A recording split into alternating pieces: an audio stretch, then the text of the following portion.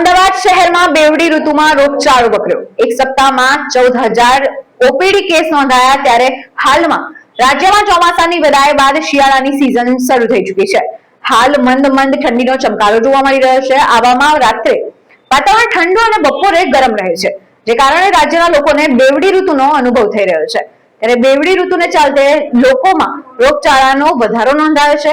રાજ્યમાં બે ઋતુની અસરથી વાયરલ ઇન્ફેક્શનના કેસમાં પણ વધારો થયો છે। વાત કરીએ અમદાવાદ શહેરની તો બેવડી ઋતુના કારણે સોલા સિવિલ હોસ્પિટલમાં એક જ સપ્તાહમાં 14,310 ઓપીડી કેસ નોંધાયા છે। બેવડી ઋતુને કારણે લોકોના સ્વાસ્થ્ય પર ગંભીર અસર થઈ રહી છે।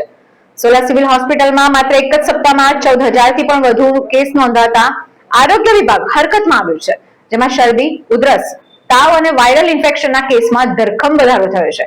તો બીજી તરફ મચ્છરજન્ય રોગોની જે સ્થિતિ છે એ ચિંતાજનક બની છે। ડેન્ગ્યુના 126 સેમ્પલમાંથી 11 કેસ પોઝિટિવ આવ્યા છે। મલેરિયાના 499 સેમ્પલમાંથી 14 કેસ પોઝિટિવ આવ્યા છે। હવામાનની અનિયમિતતા અને બેવડી ઋતુને કારણે શ્વસન સંબંધિત તકલીફો પણ વાયરલ તાવના દર્દીઓમાં સતત વધારો થઈ રહ્યો છે।